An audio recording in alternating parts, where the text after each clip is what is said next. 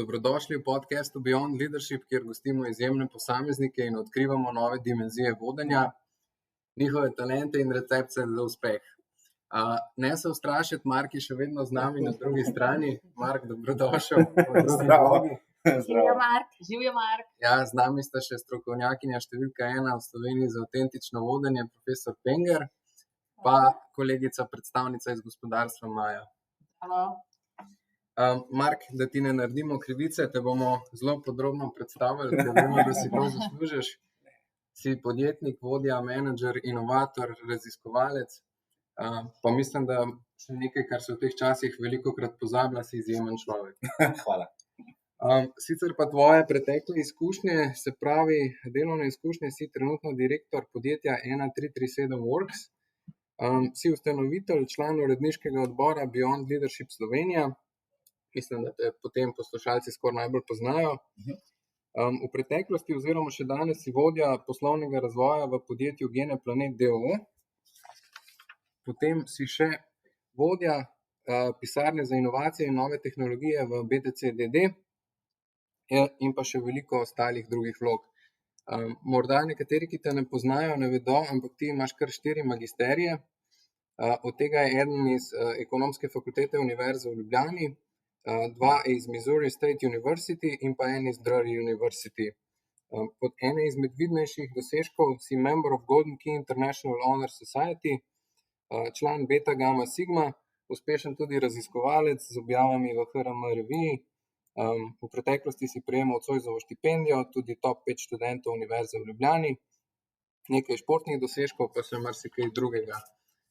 Imaš tudi ogromno izkušenj z področja blockchain tehnologij, kjer si upravljal take in drugačne funkcije. Tudi na Univerzi Missouri si nekako pomagal na področju marketinga. Imel si tudi nekaj osebnih izkušenj iz sveta posla, predvsem na področju prehrane in fitnessa.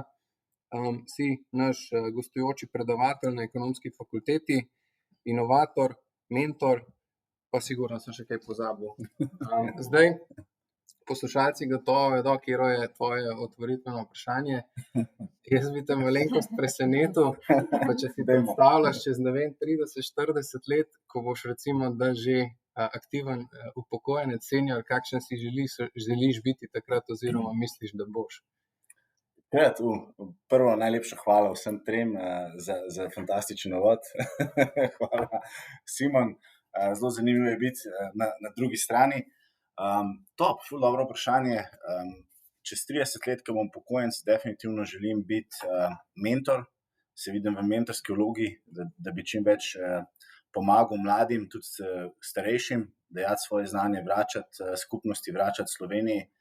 Jaz imam eno tako zanimivo vizijo in sicer tudi, ko sem bil v družbi BTC, sem velikokrat sanjal o tem, da postavimo Slovenijo globalno na zemljevid, da se prepoznamo kot res eni boljših narodov, bolj inovativnih, boljših podjetnikov, in taka je moja vizija in bo še naprej ostala. Mislim, da je ogromen posameznikov v Sloveniji, ki nam orijo to ledino, ogromen podjetij, ki delajo mednarodne uspehe svetovne, in se pravi, jaz se čez 30 let definitivno vidim v vlogi nekega mentorja, ki bi rad pomagal podjetjem, Slovencem in pa nasploh dvigniti prepoznavnost pa ugled, ker mislim, da smo fenomenalen narod. Super, zdaj lahko poveš, kakšen si bil v gimnaziji. V gimnaziji, kakšen sem bil? V gimnaziji sem bil tak, da sem zmeraj sem imel več vprašanj, kot samo eno, tako da ko je profesor oziroma učitelj v gimnaziji rekel, ima kdo kakšno vprašanje, sem jaz definitivno imel zmeraj 2 ali pa 3. Zelo rad sem zagovarjal ostale, tako da sem bil kot nek razredni odvetnik. Ampak drugače sem bil tudi priden učenec. Rad sem delal naloge, včasih še preveč. Blazno me je veselila matematika, tako da sem tudi vmes razmišljal, da bi šel študirati matematiko. Takrat sem tudi se spomnil vsako dodatno knjigo, ki je obstajala, sem starše prosil, če jo lahko kupta, in sem pol med tem, ko so kakšni mogoče hodili na zabave, sem jaz šel v knjige za matematiko, kar je bilo neko tako zanimivo dejstvo. Drugače sem pa rad pomagal že takrat. Že takrat sem zelo razmišljal o nekem razvoju pa inovacijah. Super, Mark.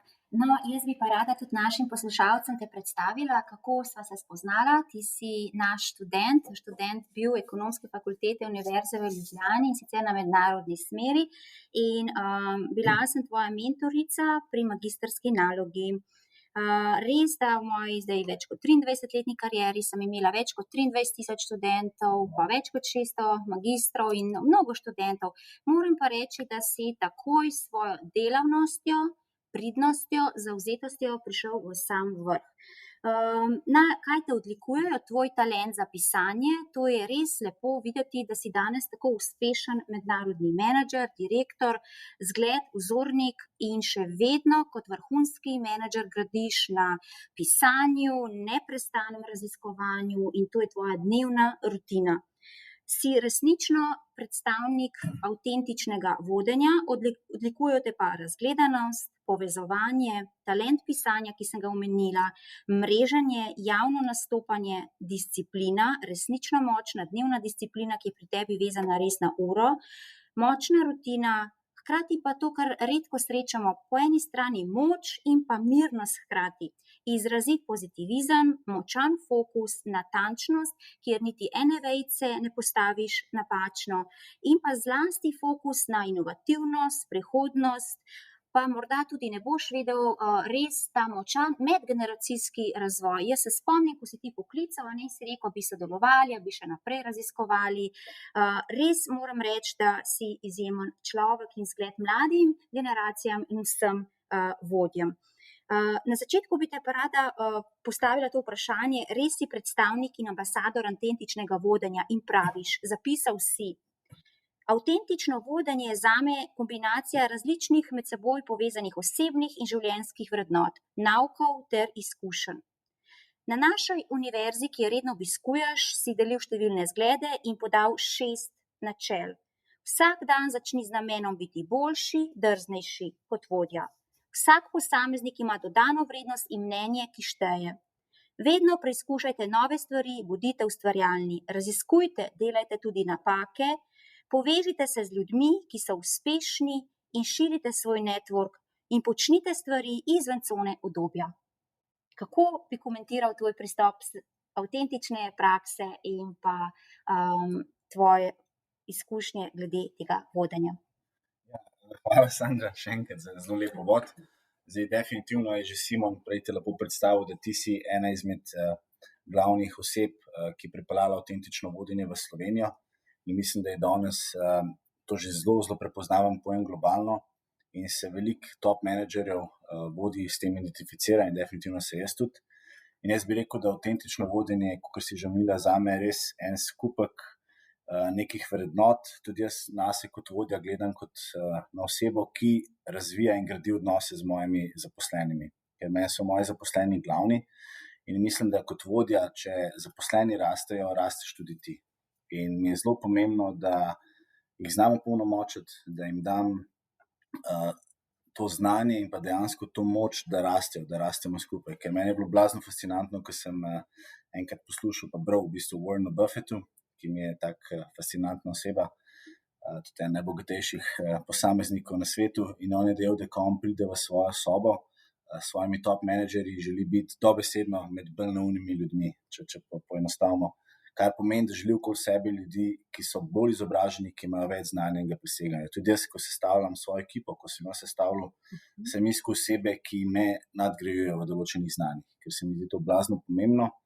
In čim prej pridemo do tazga spoznanja, da je treba okoli sebe graditi ekipe, ki imajo več znanja na določenih področjih, ker sam posameznik absolutno ne more biti na vseh področjih top, ne more biti na vseh področjih ta glaven. Prej bomo spoznali, da je dejansko to neka prava pot, prihodnost, ki kateri moramo stremeti. Zelo lepo, super, Mark. Super, ja, Mark, mi se pa poznava že iz študijskih let. In res je neverjetno, ko te spremljam čez leta, kako v bistvu hitro rasteš, kako napreduješ in kakšen, kot je Sandra omenila, resnično avtentičen vodja si postal. Moram reči, da imam tudi jaz kar precej vprašanj zate, ampak bi vseeno sedaj postavila vprašanje strani naših poslušalcev, ker se jih je tudi kar precej nabralo. Jih veliko zanima o tebi. Tako da prvo vprašanje je strani Kristine in sicer jo zanima, evo, da ostanemo na tem področju vodenja, kateri menedžer oziroma vodja iz Slovenije in pa kateri menedžer ali vodja iz tujine ti je največji vzor in zakaj? Hvala, Maja. Ja, mi da so bile res sošolce in super je bilo sodelovati s tabo, še zdaj sodelujeva. Zdaj, ena stvar, mogoče off topic, kar se bo mogoče poznalo pri mlajših generacijah, ker je vse šlo nadaljavo, je ravno ta networking, ki ga imamo mi trije, mi štirje, ker ogromno sošolcev, s katerimi sem jaz bil skupaj, smo danes zelo dobri prijatelji in tukaj si tudi ti en izmed teh dokazov. Zdaj, če se dotakneva, kjer pa začnemo prvo globalno. Globalno jih je kar nekaj, ampak mogoče bi izpostavil cel ta Netflixa, Reeda Hastingsa, on mi je taka blazno fascinantna oseba. On je definitivno in še zmeraj stremi k temu, da se vlaga v zaposlene zelo veliko. Oni so upeljali tudi nek nov način dela, se pravi, da imajo zaposleni en dan na teden na voljo, da se izobražujejo, kar želijo. V smislu, ali je to šivanje, ali je to o novih trendih, v bistvu karkoli si želijo. Ker slej ko prej to znanje, ki ga bojo zaposleni dobili s tistim dnevom, bo slej ko prej prišlo prav v podjetju. Tako da mi je zelo zanimivo njegovo razmišljanje in se zelo poistovetim s tem. Kar se tiče po Sloveniji, bom pa po moje izpostavil kar eno osebo, ki jo že kar nekaj časa mogoče opevam pa izpostavljam, in sicer ne samo predsednik Mermal, Jože Mermal, ampak dejansko Damjan Kralj, ki je trenutno CEO BTC-ja, moj dober prijatelj, mentor in tudi nekako vzornik. In se zelo veliko pogovarjam in mi tudi zelo veliko svetuje, kako pa kaj. Tako da mi je res neka oseba, avtoriteta v Sloveniji, no, ki jo občudujem. Super, odlično. Hvala, Mark. Kakor se mi je nekako zdelo, zdaj, ko gledam na plonk listek, sem ene par dosežkov pozabil, tako da bi vprašanje začel še s krajšim opisom. Intenzivno si vpet tudi v European Blockchain Hub, to je NGO. Potem si sodeloval pri tem, da je BTC postalo prvo neko mesto na svetu, ki uporablja bitcoine, pa tudi, da je se nekako transformiralo v smeri pametnih mest. In pa tudi, da ste implementirali te bločne verige v logistični industriji. Sam si velik zagovornik inovacij, pa zdaj v tej, recimo, če rečemo kriptorevoluciji, kaj je bil, kakor sam rad rečeš, tisti trenutek, ko si vedel, da je to tisto pravo. Pa če si mogoče na kater svoj ta, recimo, spet kriptoprojekt posebej ponosen, pa bi nam ga malenkost predstavil. Ja, lahko z veseljem. Zdaj, ena stvar, ki se moramo zavedati, da smo Slovenci fenomenalen narod. Res, briljantni smo, premalkrat se tega zavedamo, premalkrat se pohvalimo. Per capita definitivno smo vodilni kar v večjih področjih. Eno je definitivno bila tudi blockchain tehnologija in pa kriptovalute. Projektov se je v Sloveniji izvedlo precej je bilo zelo uspešnih.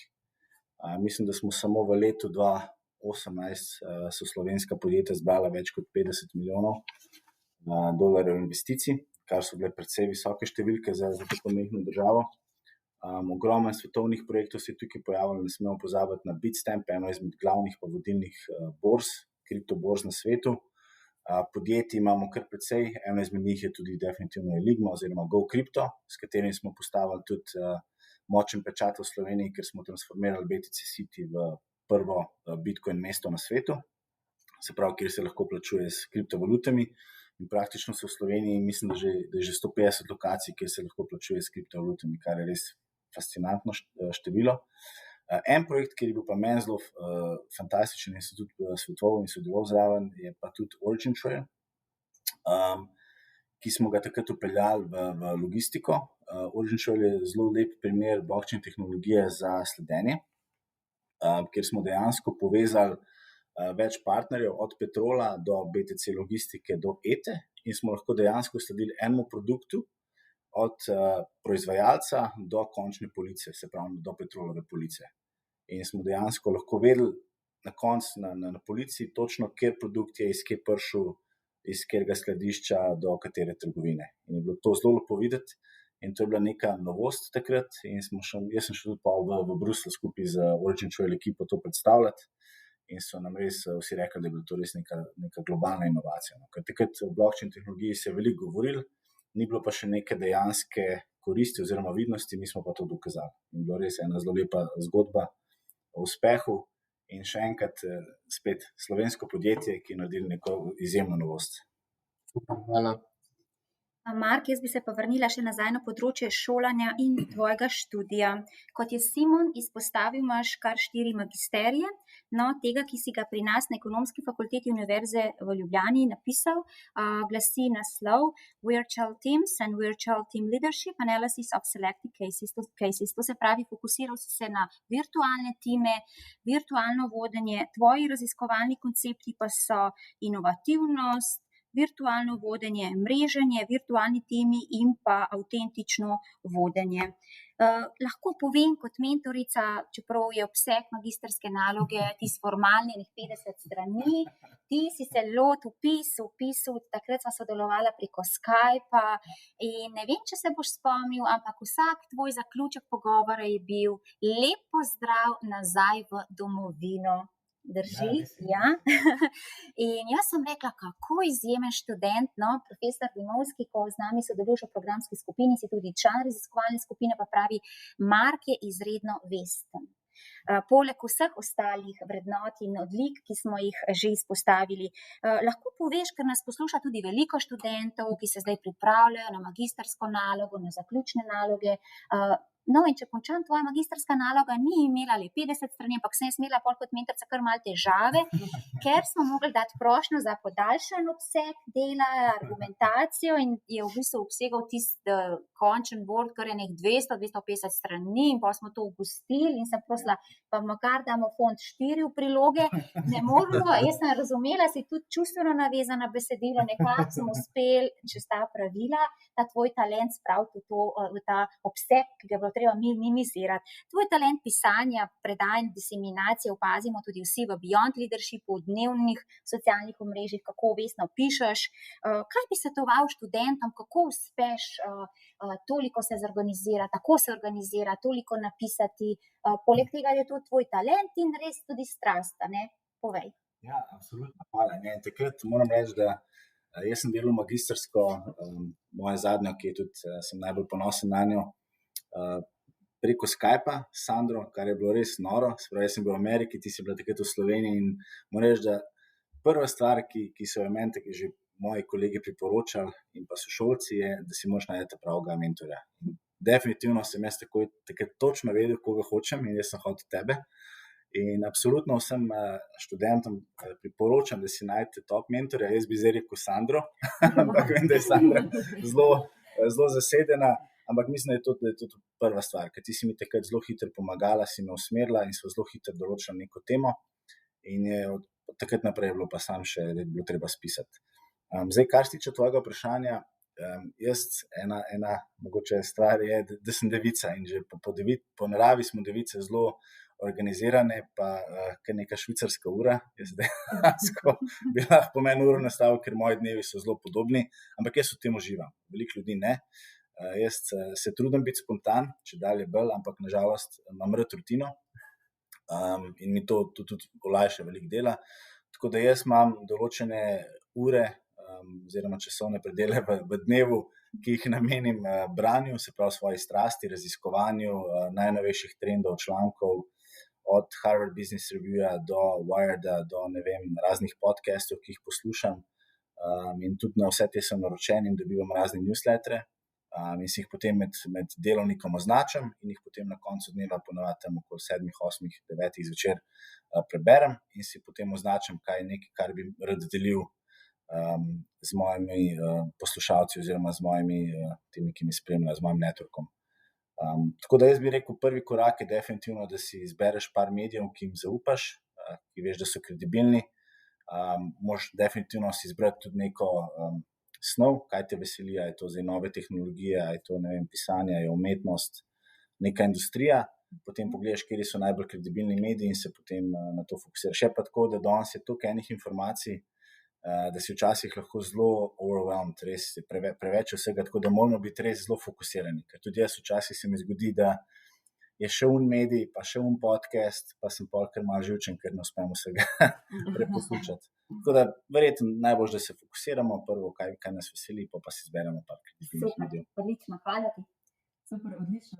Predno grem k naslednjemu vprašanju, ne povem, da sem si jaz tako kot Marka izbrala isto najboljšo osebo za mentorstvo, dr. Sandro Finger, in jo tudi jaz zelo toplo priporočam poslušalcem. Moji zlati otroci ste res, jaz sem prav ponosna na vas, da še po študiju ste tako študiozni. To je največ, kar lahko učitelj v življenju dobi. To sicer ni piramidna shema, če pripeleš še enega.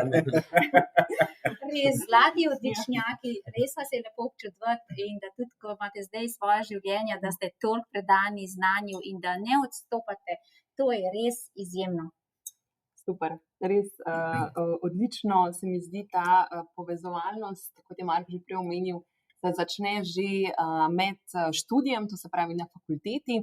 Prepričana sem, da te bo poslušalo tudi mnogo študentov, ki so tudi naši poslušalci in ravno njih zagotovo zanima, kako si dejansko ti začel to svojo izjemno uspešno karierno pot. Kaj bi, na primer, svetoval nekomu študentu ali študentki, ki si želi že med študijem napredovati, recimo študirati v tujini, iti na izmenjavo, se mrežiti? Kaj so tiste tvoje ključne popotnice za naše študente? Vprašanje ima res, tega vprašanja se zmeraj veselim. Jaz bi rekel, da ena odličnih stvari na ekonomski fakulteti je, da ima ogromno povezav z globalnim svetom. Vsi poznamo Erasmus, poznamo pa tudi bilateralne pogodbe in takrat se je pojavila meni ena priložnost, ko sem se vpisal na magisterij v Sloveniji na ekonomski fakulteti, se je pojavila bilateralna pogodba oziroma možnost, da grem v tujino. In jaz sem definitivno takrat hotel iti malo dlje, se pravi ven iz Evrope, in sem gledal Kanado, Ameriko in pa Avstralijo. In potem sem se odločil za Ameriko. In res, jaz bi vsem toplo priporočil, dajte si pogledati vse te možnosti, ki jih ima ekonomska fakulteta, ker jih je res ogromno. In to vam ne samo, da vam odpre nov network, nove ljudi, ki jih boste spoznali, in vam da tudi nek nov pogled, nek nov mindset v globalni svet. Meni je zelo odprl pogled in jaz potem, ko sem se vrnil v Slovenijo, sem hotel čim več teh stvari upeljati, deliti, nekako tudi testirati, ker je pač Slovenija mehen drugačen trg.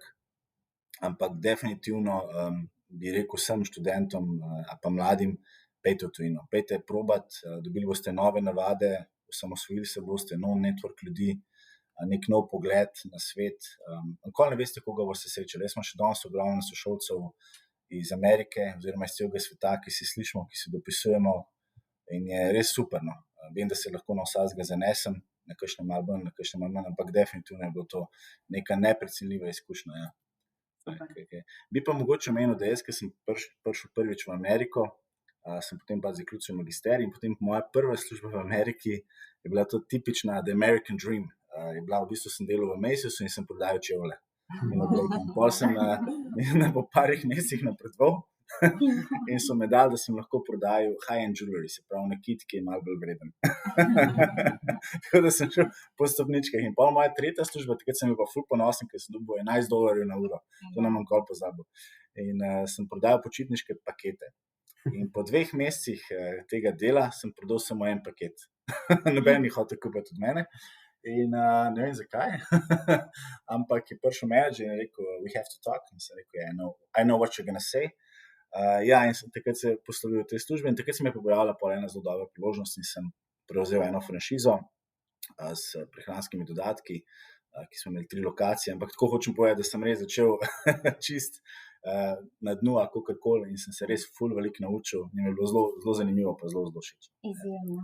Super, res odlično. Lahko bi dejansko rekli, da je to bila tvoja pot, da dejansko tudi, če je bila izkušnja, ni bila recimo najbolj pozitivna, je pa vodilo v nekaj res izjemnega. Ja, top in iz vsake izkušnje, vsakega recimo paca ali pa majhnega izziva se največ naučiš. Ti si res borec, tudi nasmejan si, tako razlagaš žarno. Ja, se pravim to, da nisem takrat nič prodal, je bilo res meni nekaj zelo presenetljivega, pa sem se trudil, pa ni šlo. Super. Zdaj, po refleksiji vidim, da imam spet malenkost dolga vprašanja, tako da bi ga razbil na 2 dela. Ti si že kar nekaj časa aktivno opet tudi v startup sceno, zdaj v Sloveniji, verjetno tudi malo širše, ne, seveda.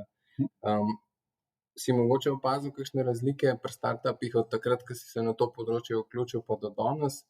Pa mogoče tvoj najboljši nasvet za nekoga, ki se tega loteva glede tistega najpomembnejšega, se pravi scalability proizvodov ali storitev, pa seveda, da dolgoročno kako lahko preživi na trgu. Zdaj, če se vtaknemo prvega vprašanja, ja, definitivno se je slovenski ekosistem zelo spremenil. Danes je ogromen možnosti za startupe, od inkubatorjev, ki sprejemajo startupe, ki imajo zgolj idejo, do raznih pospeševalnikov, kjer so startupi že v kakšni višji prestavi, do potem določenih skladov, ki vlagajo v startupe. Zdaj, takrat, ko sem se jaz v ta svet podal, ni bilo še tega toliko. Danes, poleg tega imamo tudi poslovne angele Slovenije, ki so zelo močni. Tako da danes je res ekosistem v Sloveniji blazno bogat. Samo treba ga je poiskati, treba je prositi za pomoč, narediti ta prvi korak. Tudi takrat smo v BTC-ju poštartali ABC pospeševalnik, ki je še danes en najboljših pospeševalnikov v tej regiji. Mislim, da je bil 2 leti, ali so 3 leta najboljši pospeševalnik v tej regiji in ogromno startupov je prišlo čez naš sistem. In takrat je bilo super, ker v BTC-ju smo se pa takrat ravno pozicionirali kot Smart City, kot en največjih living labov, se pravi testnih območij za pametne rešitve. In smo dejansko lahko vsem tem startupom ponudili območje, kjer lahko testirajo svoje rešitve.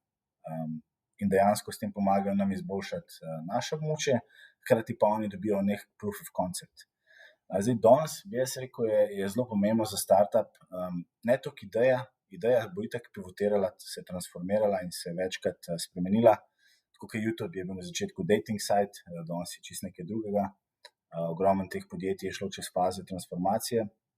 Bolj je meni pomembno ekipa in tudi mi kot švedski investicijski sklad ponovadi gledamo ekipo. Da je ekipa tista, ki ima žar, ki ima neko, jaz temu rečem, iskrico, spark, ker startup danes gre res čez veliko izzivov in pa faz in ponovadi se zna zgoditi, da v veliki meri, ponovadi 9 od 10 startupov, to že vsi vemo, propade, ker je ogromen pritiska, ogromen je potrebnega nekega dela, znanja, neprespanih noči in ponovadi ekipa tista, ki je pokazatelj, ali bo pripravljena to idejo pripeljati do nekega končnega produkta. In po statistiki sodeč, ne bi bilo 80% startupov ne bi propadlo raven zaradi ekipe, ne toliko zaradi ideje. No. Tako da moramo pa vedeti, da danes je na svetu, mislim, da 590 samorogov in povprečna starost samoroga je 9 let. Kar pomeni, da 9 let so rabili, da so prišli do tega, da so recimo vredni najmanj $1 milijardo.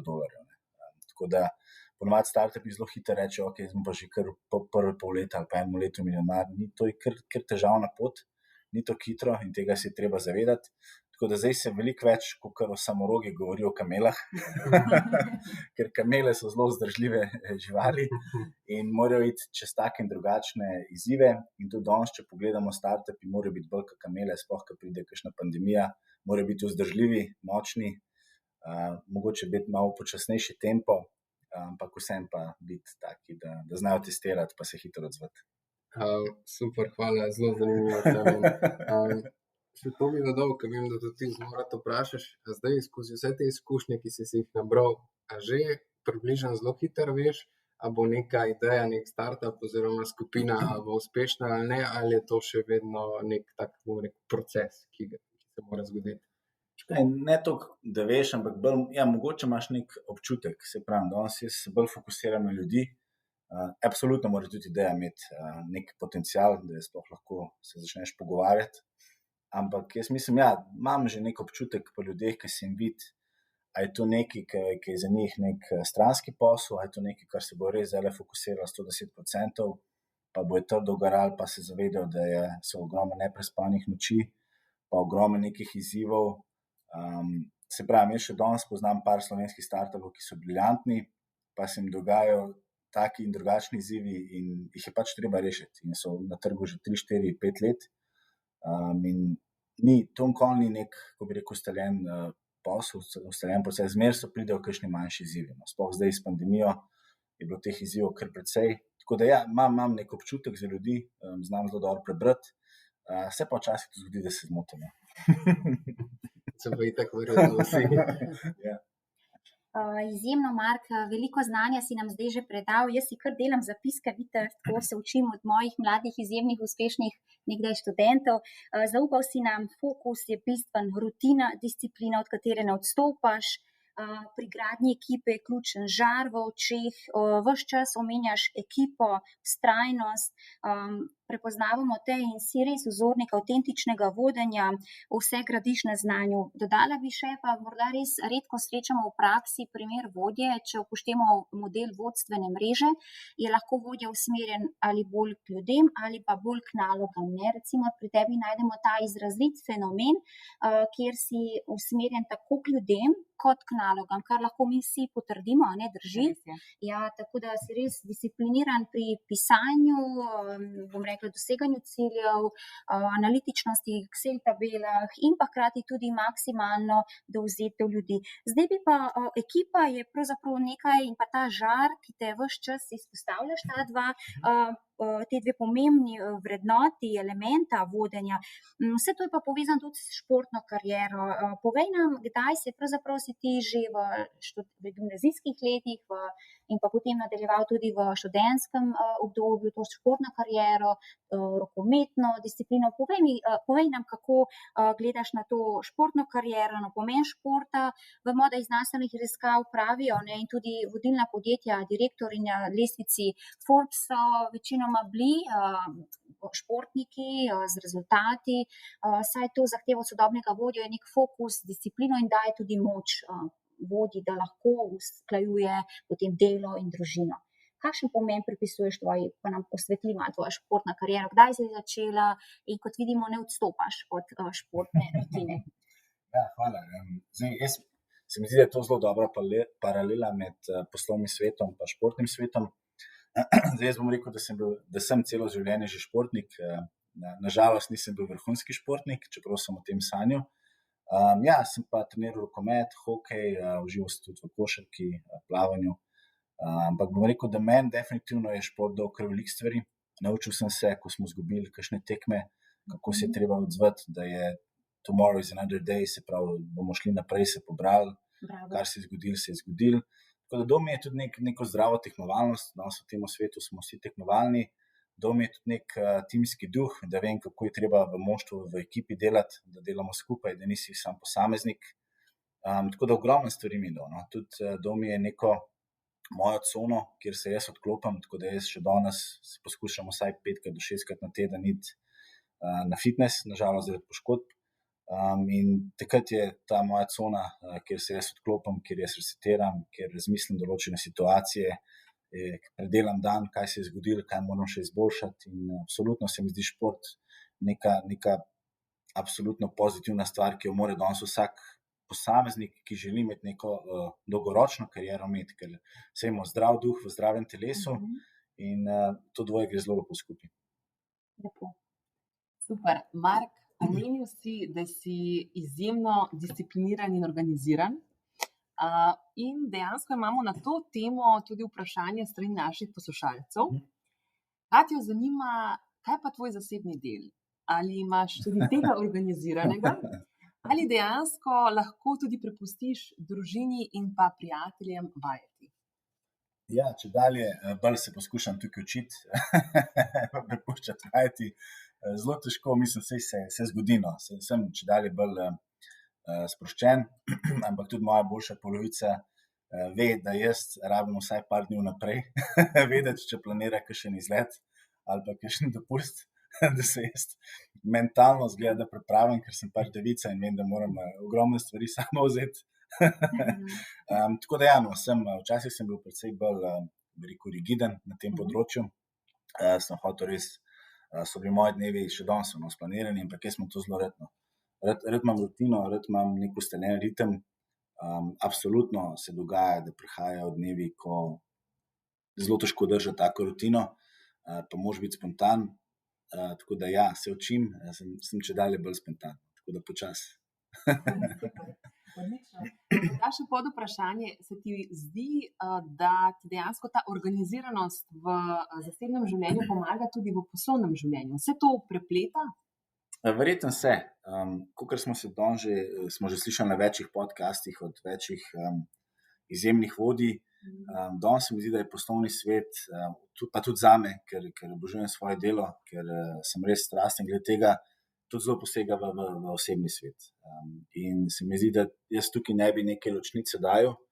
Če ti v svojem delu uživaš, boš tudi ob 5 ali pa ob 7 zvečer ali pa tudi ob 10 zvečer odprl, ki še nima, kaj je napisal, kaj je odgovoril, kaj je prebral, kar te veseli. Tako da jaz osebno work-life balance absolutno cenim, tudi moji zaposleni vejo.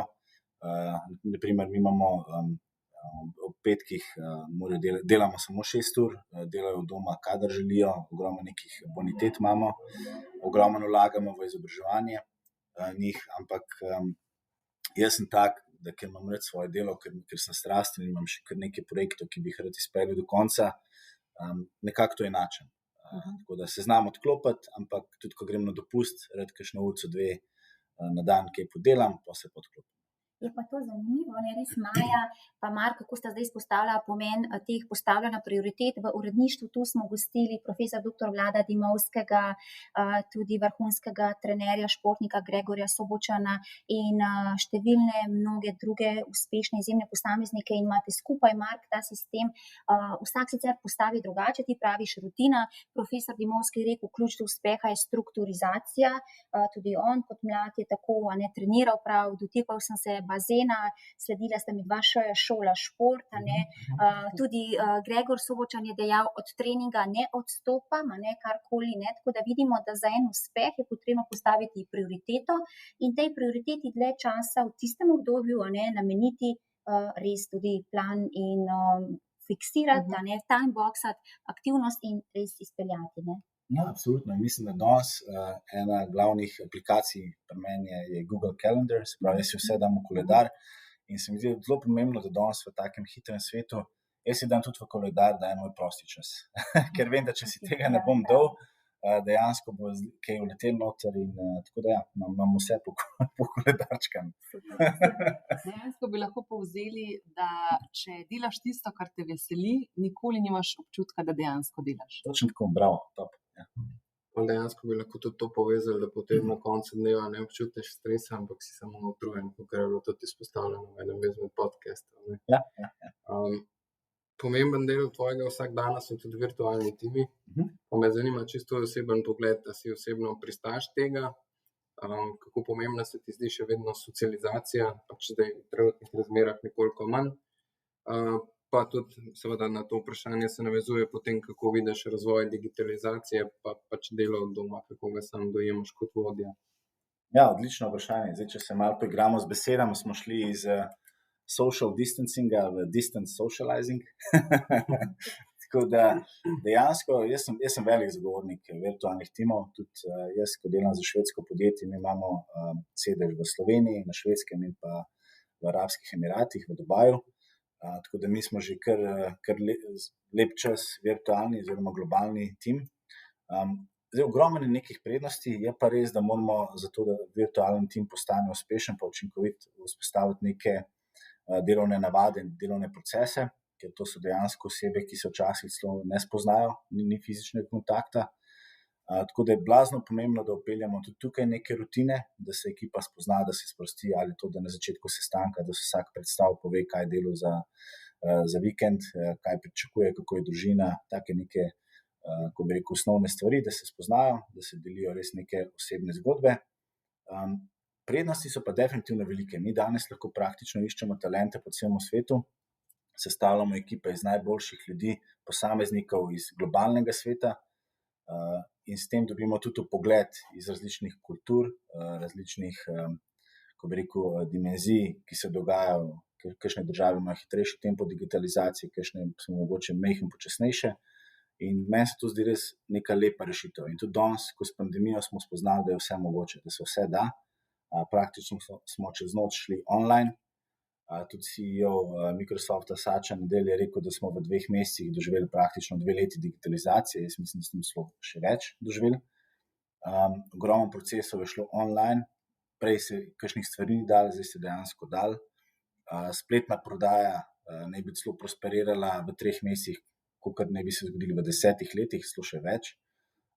Tako da, se pravi, jaz sem velik zagovornik virtualnih timov, ampak moram imeti neke delovne procese. Se pravi, da se ekipa res počuti, kot neka fizična ekipa, da se veliko spoznavamo, pogovarjamo, vemo, kaj se dogaja, imamo kakšne družinske člane, kakšni smo, kako se počutimo. In pol lahko res narediš tako ekipo zelo učinkovito, zelo povezano. Ampak jaz sem že tako zagovornik 1-na-1 pogovorov. Mi z ekipo se vsak teden usedemo, predebatiramo, kaj bojo počeli za vikend, ker se mi zdi blazno dobro, da se vsi sprostimo. Zdaj ne rabijo iti v podrobnosti, ampak tako se pa dejansko vsi spoznavamo. No. In se dejansko smo zdaj uvedli eno stvar, ki jo probavamo že zadnji mesec, Facts and Snacks, kjer dejansko tudi na koncu tedna vsak petek delimo, vsak v ekipi predstavlja neko stvar, ki ga veseli. Ali je to nek hobi, ali neka stvar, ki ni povezana s službo, nekaj, kar dejansko ni povezano s delom. Tako da se malo bolj spoznamo in jaz vem, da to bo dolgoročno zelo koristilo ekipi, ker se bomo bolj povezali. Pa dejansko se bom jaz tudi naučil, ne vem, Rok je delil nekaj o motorjih, Andrej bo delil nekaj o fitnessu, tako da se bom še iz teh področij nekaj naučil. Upam, da sem odgovoril na vprašanje. No, jaz mislim, da si. Samo da mogoče dodam, sem prepričana, da boš tudi ti lahko kaj o fitnessu povedal. Bom. Mark, nedvomno si ti vizionar in pa inovator. To so koncepti, ki te zanimajo teoretično, ampak dokazal si, da si pa tudi izjemen res v praksi. V času prve COVID, bom rekla, prelomnega trenutka, te krize, si ti prišel do ideje še nadgradnje povezovanja z akademijo, nastala je ideja, si oče, pionir platforme Beyond Leadership, kjer zdaj sedimo v uredniškem odboru. Predhodno smo se srečevali že kakšnih slabih 10 let na ekonomski fakulteti, stalno mrežili, gostovali, si izjemen predavatelj, gostujoč gost pri profesor dr. Vladu Dimovskem, pri profesor dr. Juditi Peterlin, profesor dr. Mateju Černetu, docentki dr. Aleši Saši Sitar. Ti resnično z vsem srcem, so strastjo vračaš znanje nazaj študentom in študenti ti resnično občudujejo. In tudi naš gost Aljoša Domjan je dejal, da v kriznih trenutkih v gospodarstvu so priložnosti za rast ali pa tudi za neuspeh. In ko sem začela, sem izpostavila, si vizionar in res predstavnik vizionarskega vodje, inovatorja. Kako je nastala ta ideja, ko si ti res v teh, bom rekla, tistih res zahtevnih, težkih prvih marčevskih tednih razvijal to idejo in potem res pisal, in kako se morda spominjaš, kako si prišel do te ideje, ne? Ker je le v tem težkem trenutku si ti razmišljal o neki novi rešitvi, ne? Ja, super vprašanje. Zdaj, jaz sem zelo vesel, da kje smo ta projekt pripravili in kam še bo šel. Res ekipa, ki smo jo postavili, mislim, da bomo res naredili neke nove legacy oziroma mejnike v Sloveniji, ker nekaj takega smo rabili. Zdaj, jaz sem član večjih združenj in vsa združenja so odlična. Od združenja Manager do AmChama, Slovenian Business Club, British Chamber of Commerce, vsa združenja podpiram, res nore zgodbe se dogajajo, ampak ni bilo pa združenja, ki bi se dejansko povezal z akademsko sfero. In to se mi zdi, da je manjkalo. Jaz sem bil zmer velik pristaš in sem bil zaljubljen, ko sem hodil še kot študent na ekonomsko fakulteto, ko smo dobili gosta iz prakse in jim je ta gost delil njegove izkušnje, njegove nasvete, njegove izzive, še bolj pomembno kot zmage, izzive, da smo dejansko spoznali, kaj se dogaja v praksi. Ne? In tako sem jaz rekel, da bi bilo dobro narediti neko združenje, kjer imamo po eni strani poslovni svet, dobimo pogled o izjemnih posameznikih, ki jih Slovenija ima, pa se premalo zavedamo, od raznih direktorjev do vodij startupov, do predsednikov uprav, katere smo že delili, do hkrati tudi profesorjev po drugi strani, ki skrbijo za naš narod in za našo izobrazbo. In sem rekel, da je bilo zelo dobro slišati, kako nek podjetnik vodi svoje podjetje, kako naprimer Blaž Brodnjak, ki ima 6000 zaposlenih v NLB skupini, kako on sprejema odločitve, kako on motivira, pa kaj po drugi strani prav akademska sfera, Harvard Business Review, kaj uči ekonomska fakulteta, ki je tudi ena izmed najboljših fakultet v tem delu sveta.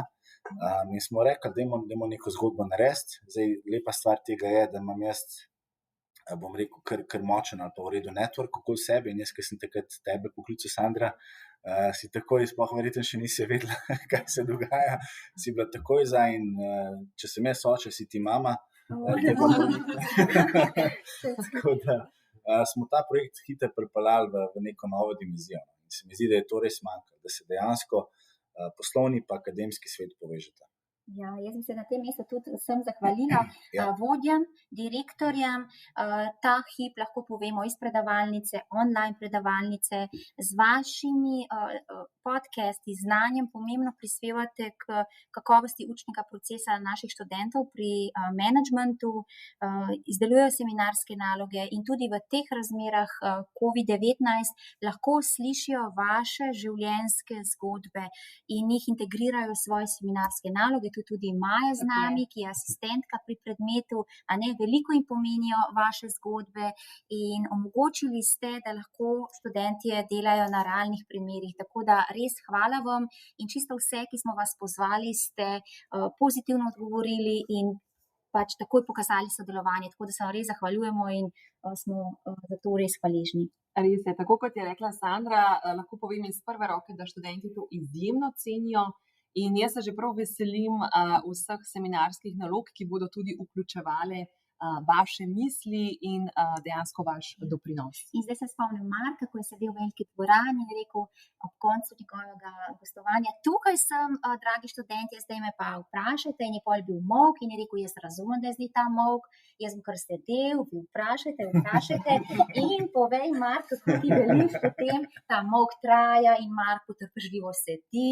In jaz rečem: zdaj pa, spoštovani študentje, zdaj pa morate menedžerja kaj vprašati, ker on ima potem naprej svoje delovne obveznosti. No, potem se pa naši študentje razgovorijo in začnejo spraševati: Mark, ti pa razložiš, kako je pa to v tujini, ko je gost, povej, kako je pa zdaj to. Ampak ti si tako potrpežljiv, tako močno, tudi močno empatijo imaš do mladih. In ti si sedel in si rekel: jaz pravzaprav ne bom šel stran, dokler ne bo vprašanj. Ja, veš kaj, ena stvar mogoče, ki sem se naučil v tujini, v Ameriki, pretežno, ker sem študiral, živel, delal skoraj 4 leta, je bila ta, zdaj v Sloveniji bi temu rekel samozavest, jaz hočem biti še malo bolj kritičen in bom rekel pozitivna aroganca, to zmeraj ponavljam, da dejansko se premalo zavedamo, prvič, da imamo ogromno za pokazati v Sloveniji, pa drugič, da je treba spraševati. In jaz takrat, ko sem bil v Ameriki, ko sem študiral, ko je profesor postavil vprašanje, smo čisto si dvignili roke. Ni bilo enega študenta, ki ne bi dvignil roke. In to je bilo meni res fascinantno, ker pri nas je mogoče par študentov, ki smo izstopali, ki smo dvigovali roke, večina jih je bila mogoče in bilo malo naroden. Tako da zato sem jaz rekel, da definitivno je treba spodbujati, da se sprašuje, ker samo z vprašanji bomo prišli do nekih novih spoznanj pa znanj. In jaz to dostikrat dam neko primerjavo, ko gre v Ameriki, kamerman po ulici, kjerkoli, bo vsak hotel imeti 5 minut slave. Pri nas načeloma, če gre po Čopovi, kamerman, se bomo večinoma vsi umikali in ne bomo hoteli svojih 5 minut slave, ker nam je malo naroden. In jaz še enkrat zelo močno apeliram na vse nas, da nimamo biti za kaj naroden. Mi smo blazen narod, ogromno idej imamo, ogromno podjetnikov, uspešnih, mednarodnih. In smo res, meni smo zelo fantastičen narod. Je pa res, da jaz vedno tudi povem našim menedžerjem, menedžerkam, ki nas obiskujejo, in povem: veste, tukaj sedijo res izjemni tudi naši študentje, so odličnjaki, pridni in ne sprašujejo zato, ker potem pridejo k meni in reče: profesorica, to so tako izjemni gosti, nimam kaj vprašati, ne upam se vprašati. Ne? Ja, tako da iz spoštovanja dejansko ti zlati študentje ne upajo vprašati, ampak vse več pa sprašujejo. Ne? Ta trend je zaznati. Ja. Tako da gre, da smo res izjemen narod. Ja? To, kar ti trdiš, Mark. Super, res je. Mark, imel si, oziroma imaš res izjemno karierno pot. Še čist, ja. Glede tudi na tvojo starost, si že direktor mednarodne uspešne korporacije. Seveda pa ta tvoja pot je, zagotovo si se kdaj srečal tudi s kakšnim izzivom, bom rekla, s kakšno prepreko.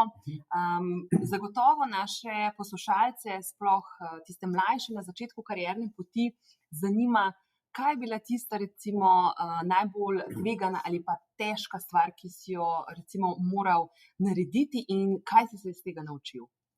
Dobro vprašanje. Zdaj, po mojem se premalokrat pogovarjamo o izzivih oziroma o napakah, ki se dogajajo.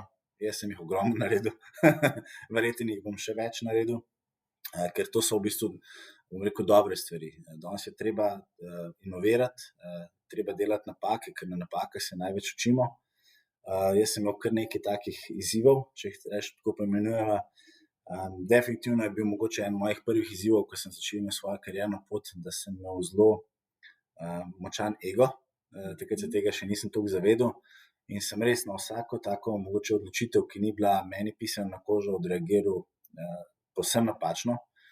Sem bil tipičen primer, ker ni tega prespal, ampak je takoj odreagiral na mail ali pa na klic ali pa na karkoli. Tako to je bila definitivno ena zelo velika lekcija, ki sem se jo naučil tekom let, da sem zelo probal delati na svoji čustveni inteligenci oziroma inteligentnosti. Ego, potem ena stvar, ki sem se jo naučil, je bila zelo dobra, da sem naredil mogoče tipično napako, da smo s kolegi ob pijači se odločili, da bomo odprli podjetje. Zdaj prav ne tega delati, mi smo to naredili in sicer nas je bilo 5. In vsi smo danes zelo uspešni posamezniki, rajš ne bom izpostavljal, kakšni so mogoče še bolj znani medijsko. In to je bil v bistvu en zelo velik, bom rekel, izziv, ki smo se ga lotili takrat. Probali smo ga držati po koncu 2 leti, podjetje smo zaprli, žalost ni uspel, kakorkoli smo se trudili in tukaj sem se res veliko naučil. Od tega, da je treba res dobro pogledati, s kom greš v neko poslovno pot, ne glede na to, je to tvoj prijatelj, družinski član, poslovni partner. Včasih se zgodi, da si mogoče nismo kompatibilni tudi v znanjih, kot tudi v karakterih. Naučil sem se tudi, da včasih je treba res, to še enkrat izpostavljam, svoj ego dati malo na stran, pa pogledati večjo sliko. Potem jaz sem bil zelo velik, ko bi rekel, čeprav sem izhajal iz timskega športa, sem tudi velikrat kakšne stvari sploh na karieri in pa tudi v svojih študijskih letih delal sam, od seminarskih, ker sem vedel, da bom sam precej boljše naredil kot ekipa, tako da to je bila tudi ena stvar, ki sem jo tako v poslovnih sferi, kot tudi v akademski sferi hitro ugotovil, da to ni res, da je treba sodelovati. Tako da ogromno je bilo takih nekih izzivov, napak, ki sem jih naredil, projektov, ki niso bili uspešni. En izmed večjih projektov, ki verjetno noben nikoli za njega ni slišal. Ki je precej vložil v BTC, je bila aplikacija BTC City priložnosti, ki je bila namenjena vsem obiskovalcem BTC-ja in je bila res fantastična. Pogledaš, kje boš parkiral, pogledaš, kje vse trgovine so na območju, lahko iščeš po blagovnih, vse. Ampak dejansko je bil to takrat moj baby, moj projekt, investirali smo ogromno vsoto in to je bil tudi projekt, ki dejansko ni nikoli zaživel. Tako da veliko je bilo nekih, bom rekel, padcev, pa v glavnem veliko izkušenj pa naukov iz tega. Zelo zanimivo, ker si izpostavil, zelo pomembno je, s kom greš na to poslovno pot.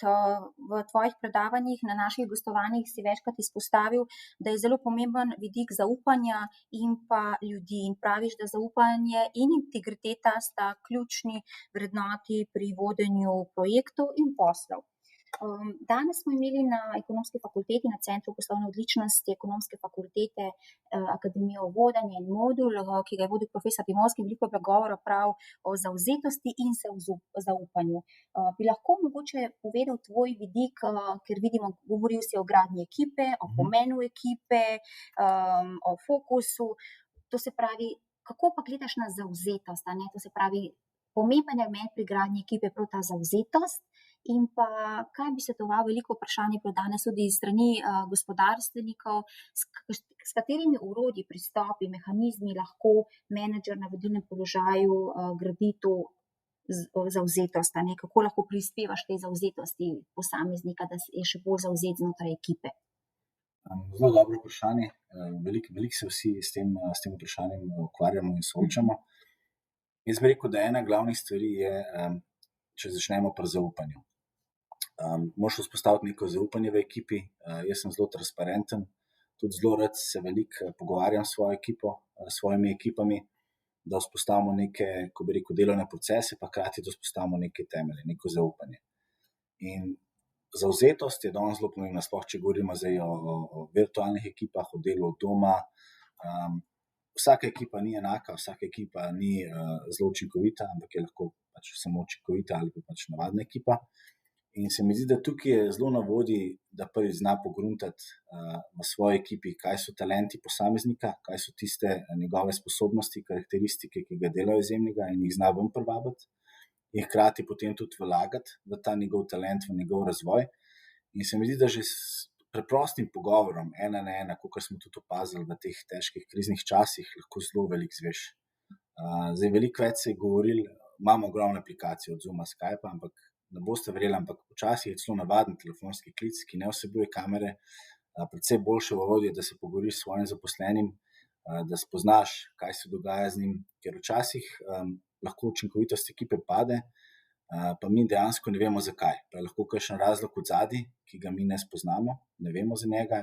In včasih lahko samo navaden telefonski pogovor s tem posameznikom ali pa s člani ekipe sprocesira večjo učinkovitost, ker mi vemo, da mogoče ima on kakšno, ali pa ona kakšno težko obdobje, da se kaj v družini dogaja, da gre ona čez kakšne pomembne odločitve v življenju, krizne trenutke. In tukaj je na vodi, da svojo ekipo tako dobro pozna, da ve, kaj se z njimi dogaja v privatnem življenju, da ve, kje so dobri v poslovnem svetu in da ve, kje so lahko še boljši. In potem vlaga v te talente. Pa če vprašam bolj konkretno, v športu vemo, da trener, ko že vidi svoje varovance, ko vstopijo v dvorano, že nadaleč, kakšen je njihov dan, kako so vstali, ali so vstali z levo ali z desno nogo.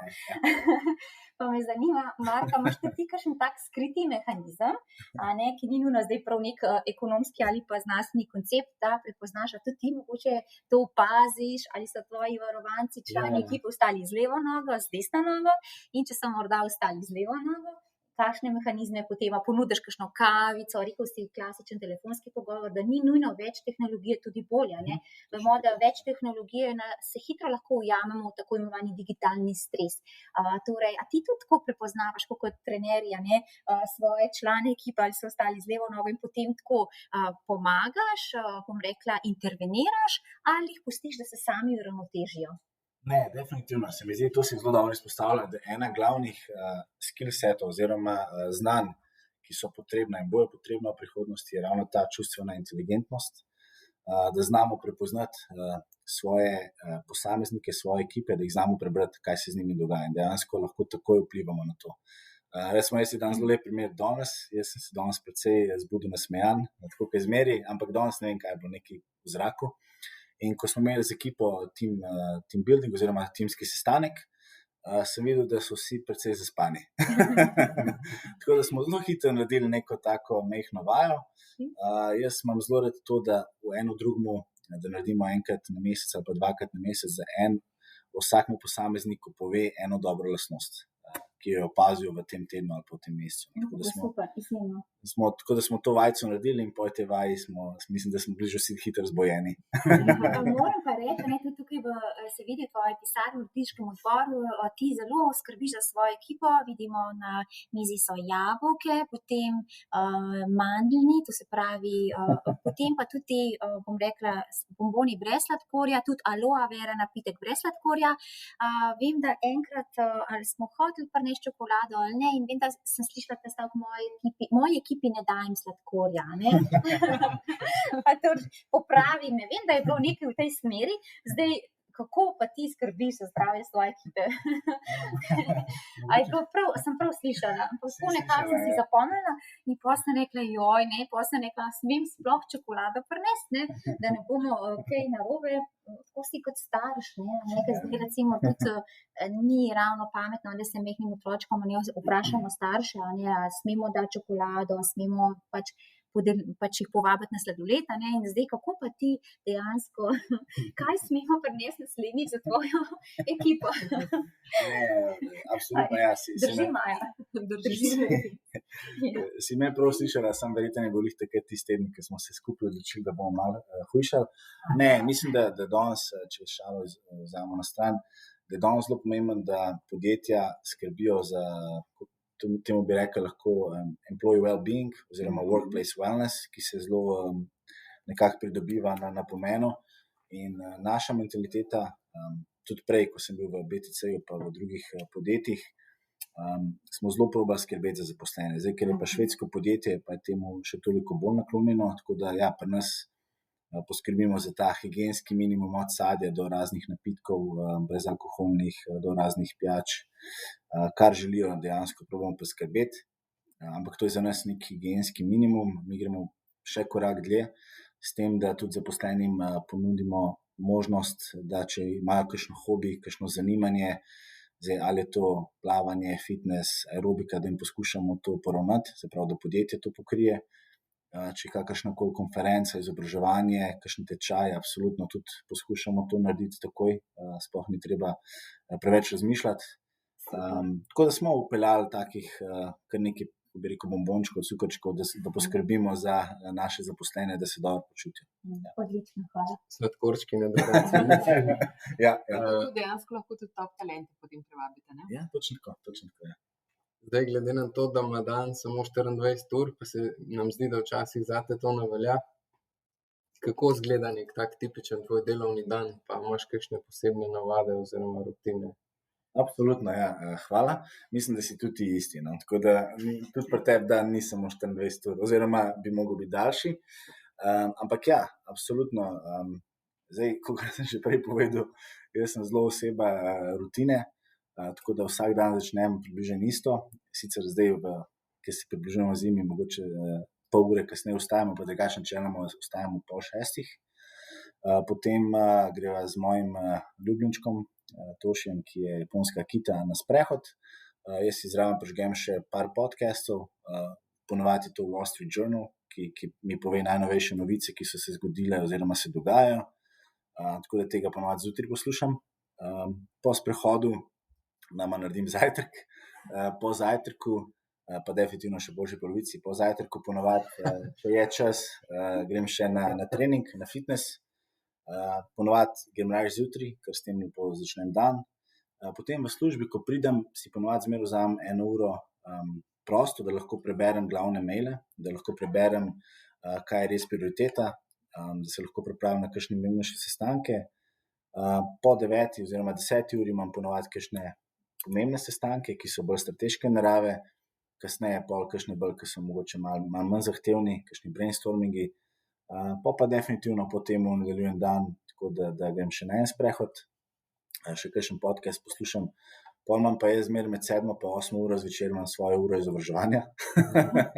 Takrat namerno se odklopim od vsega in kakšno knjigo berem, kakšen podcast poslušam, ali pa tudi dejansko kakšno revijo, Harvard Business Review ali pa Wired, ki sem naročen. Pa ponavadi dostikrat čez večer kakšne maile odpisujem, pa kakšne poročila pripravljam. Ampak se mi zdi, da zelo pomembno tukaj je, niso vsi posamezniki tako narejeni, verjetno vsi 4 tukaj v tem studiu smo. In tudi jaz svojim zaposlenim velikokrat povem, smo že vzpostavili pravila, da oni ne rabijo odgovarjati na moje e-maile, ki prihajajo ob 10, 11 po noči. Ker dejansko je to moj način dela, jaz tudi ob nedeljah zelo rad razpošljem maile v ekipi, že zjutraj ali pa tudi malo kasneje, ampak vsi se zavedajo, da na te maile ni potrebno ni potrebno odgovarjati do ponedeljka oziroma torka. Tako da ja, no, to se mi zdi, da je zelo pomembno, da se zavedamo, da nismo vsi enaki in je treba neka pričakovanja še naprej izpostaviti. Zelo lepo, Simon je res izpostavil to tematiko, tvoje rutine, res tudi našim študentom si tako lepo vedno delil, da res kako zjutraj vstaneš in tudi povedal, da si postaviš glede organizacije in obvladovanja časa, time managementa, težje sestanke v dopoldanskem času in res, kar si povzel, dejansko si mi vzel vprašanje, tako da si že odgovoril. Bi pa zdaj šla vrnila bi se na vodenje in sicer zato, ker deluješ v mednarodnem okolju, deloval si in vodiš v multinacionalkah, v mednarodnem okolju si direktor mednarodnega podjetja. Kako ti gledaš na trende, katere trende na področju vodenja zaznavaš? Izpostavil si že inovativnost, digitalizacijo, avtentičnost, dobro počutje na delovnem mestu, verjetno to pridih švedske kulture, a ne? Kako gledaš na trende v vodenju? In drugo podvprašanje, res ta primerjava med švedsko kulturo vodenja in pa morda našo, a bi lahko rekli, da je to slovenska, ali pa mogoče še tretja mednarodna dimenzija. Mogoče bi izpostavil kakšne dobre prakse ali pa kaj pri nas še manjka, oziroma na katere trende vodenja naj se pripravimo. Kako ti zaznavaš te trende? Super vprašanje. Ja, zdaj, če ga malo razbijemo, se mi zdi, da definitivno danes vodenje, kot sem že prej omenil, grajenje odnosov v prvi smeri. In tukaj se je treba res fokusirati na vsakega posameznika.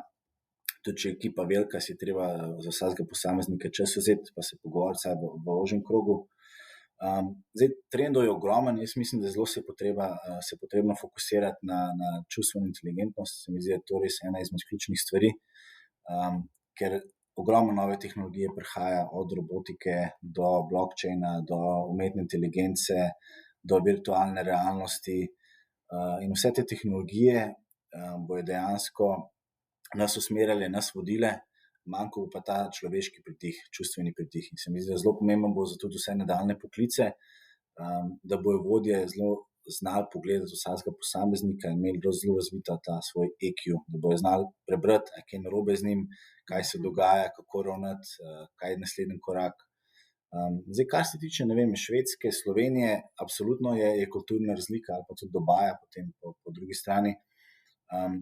Kar opažam je, da smo mogoče Slovenci bolj natemperani, mi smo zelo delaven pa priden narod, Švedi absolutno tudi, ampak tam se vidi večja mera umirjenosti, večja mera zaupanja, večja mera mogoče opolnomočenja, ki se pri nas mogoče še ni toliko izrazita, vsaj ne v vseh organizacijah, v podjetjih. Ogromen delo na tem, da je res zaposleni številka 1 v podjetju, da ima vsak zaposlen svoj glas in pa svojo pravico. Tako da bi se kdo karkoli prišlo do kakšnega konflikta, res zadnja stvar, ki bi prišla do kakšnega konflikta na Švedskem. Tako da res se skrbi in tudi to smo probali tukaj v Sloveniji spostaviti z ekipo, da res je vsak slišan, da se zavedajo, da ni napačnega odgovora in res nobenega konflikta, zmeraj tudi nobenega pritiska. Vse, kar se dela z neko umirjenostjo, zelo imajo ta poudarek na work-life balance. In to smo tudi mi tukaj probali vpeljati.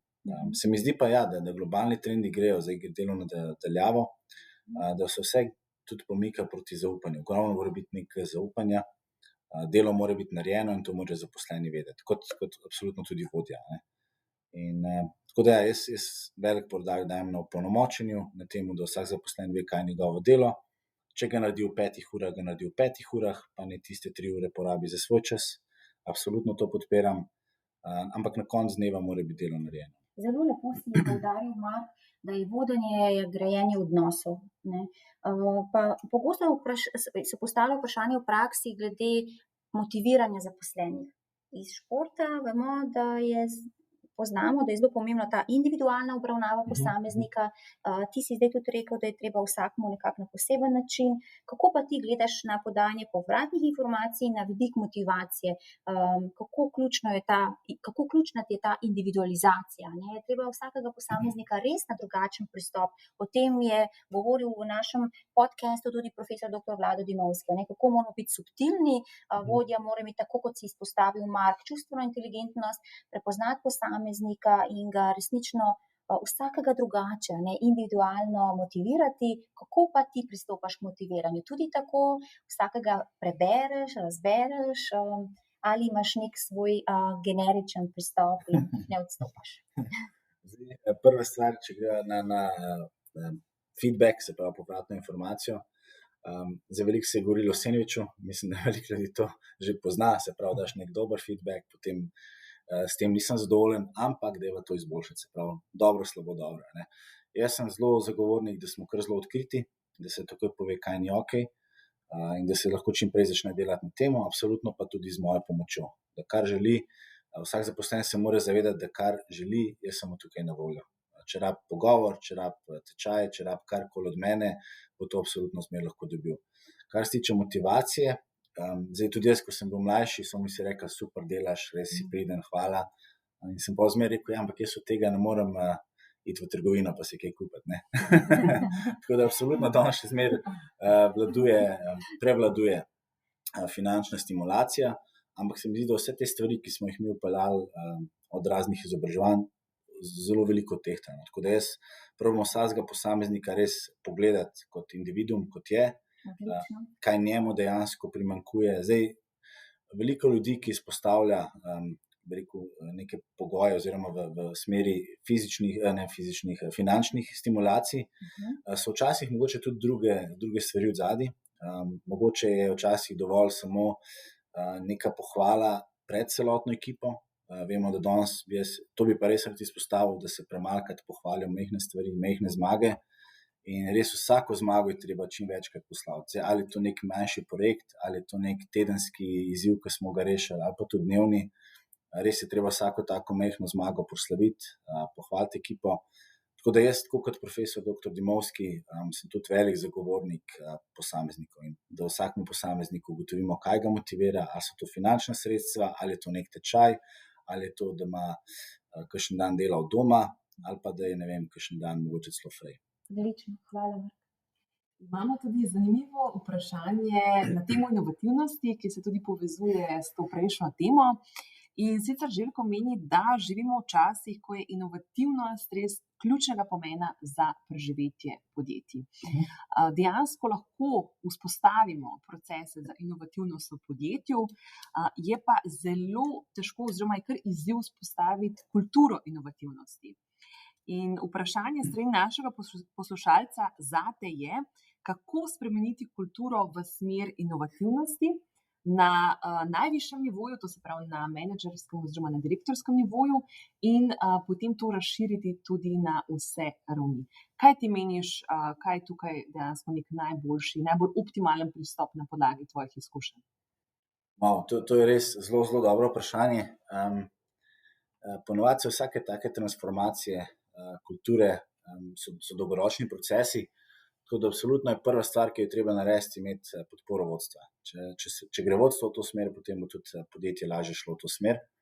Zdaj, mogoče prva stvar, ki jo treba narediti, je pogledati, v katero smer želimo, ali so to zdaj neki novi poslovni modeli, ki želimo peljati, neki novi revenue streami, ali je to zgolj, da želimo izboljšati procese, ki so že v podjetju, pa jih inovirati. Ne vem, da gremo v brezpapirno poslovanje, da želimo kakšne procese predvsem digitalizirati. Ogromno stvari je pa tudi, ki jih podjetja ponovadi pogledajo, tudi, da prva stvar, ki bi se zmeraj mogli fokusirati, so naši zaposleni. Ker naši zaposleni imajo ponovadi ogromno idej o inovacijah, točno vejo, ker so že vpeti v vse procese, kje so te majhne izboljšave, ki jih lahko najdemo. Tako da se pravim, glavna stvar je, da mi pridobimo podporo vodstva. Potem je zelo dobro narediti delavnico z višjim managementom in pa vodstvom, da se jim sploh predstavi, kako se tazga projekta lotiti, ker to so dolgoročni projekti, kjer je treba veliko delati na opolnomočenju, na deljenju znanja, na kreiranju ekip, čim več povezovanju med enotami, med oddelki, da se čim več znanja pretaka. Treba je povedati, da je dejansko vsaka ideja pa inovacija dobrodošla. Mi smo takrat v BTC-ju naredili prav svojo aplikacijo, aplikacija S-Voice, se pravi Smart Voice, kjer je vsak zaposlen lahko na zelo preprost način oddal svojo idejo ali pa neko izboljšavo in smo potem v komisiji te ideje pregledali in jih tudi ocenili in tudi nagradili. In vsak zaposlen, ki je oddal kakršnokoli idejo, je dobil neko majhno malenkost. Ali to USB ključek, absolutno je dobil tudi zahvalo, e-mail, ali pa celo smo sprintali na papir in mu dali v fizični obliki. Boljše ideje so bile pa tudi finančno nagrajene. In jaz takrat, ko smo to delali v BTC-ju, mislim, da je bil to zelo obširen projekt, bi rekel, da še danes traja. Sem takrat zelo, ko bi rekel, bil subjektiven pri ocenjevanju idej, ker sem hotel, da večino posameznikov, ki nagradimo, prihajajo mogoče iz bolj operativnih procesov. Zdaj, bom dal zelo banalen primer, od gospe kuharice do gospoda varnostnika, do gospoda šoferja, ki je raznašal pošto, pa absolutno do računovodk in oseb v marketingu. Se pravi, sem zelo rad nagrajeval nižje kadre, ker nižji kadri so tisti, ki bojo največ pripomogli k izboljšavam, imajo največ idej in so premalokrat slišani.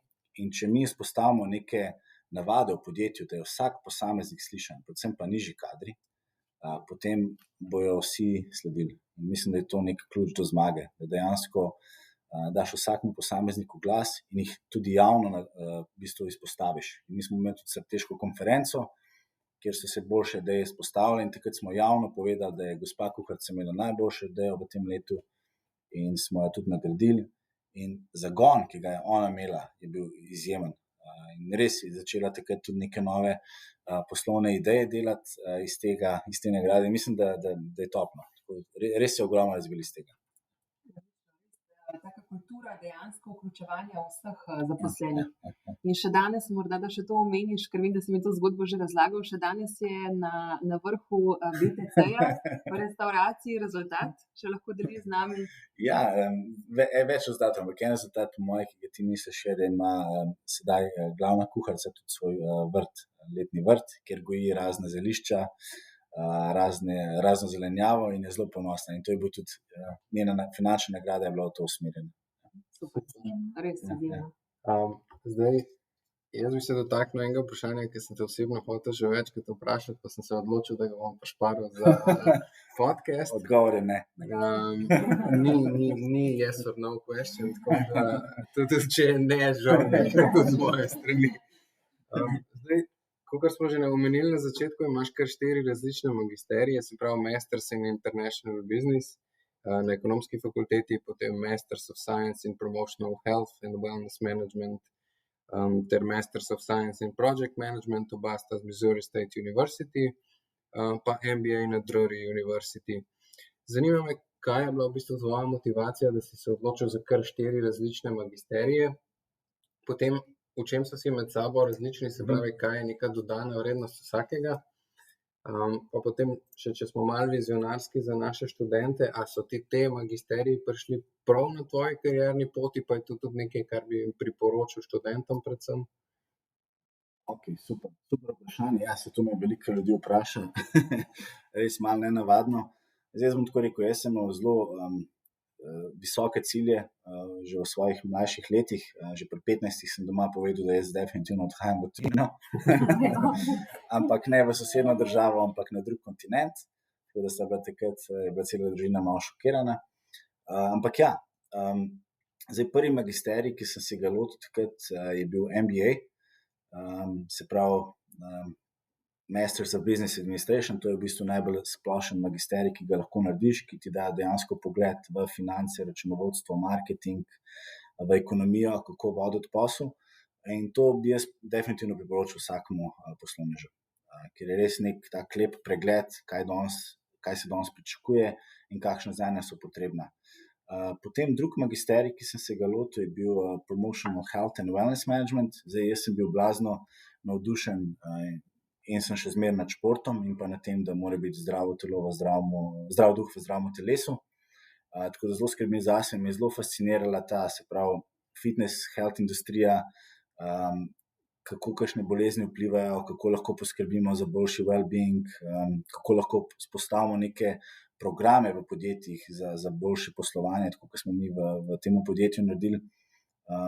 In sem rekel, absolutno želim ta svet spoznati, do tega, kako dejansko tudi voditi bolnice, pa fitness centre, pa take stvari. Zelo tak zanimiv magisterij. Tretji magisterij, ki sem se ga zelo navdušil nad njim, in jaz drugi pa tretji magisterij verjetno ne bi šel delati, če ne bi dobil zaposlitve na Missouri State University, ki mi je dejansko en magisterij pokrila. Drugi magisterij pa, ker sem že malo po svoji naravi norc, sem pa dal prošnjo in so mi absolutno rekli, da mi pokrijejo 30%, če jaz 70% pokrijem jaz. In sem takrat rekel, absolutno. In project management, ker sem zelo organiziran in zelo rad vodim projekte in tudi v BTC-ju, če je bil kakšen projekt, ki se je zataknil, so ponovadi ga meni poslali in sem potem jaz prevzel in ga porinil naprej.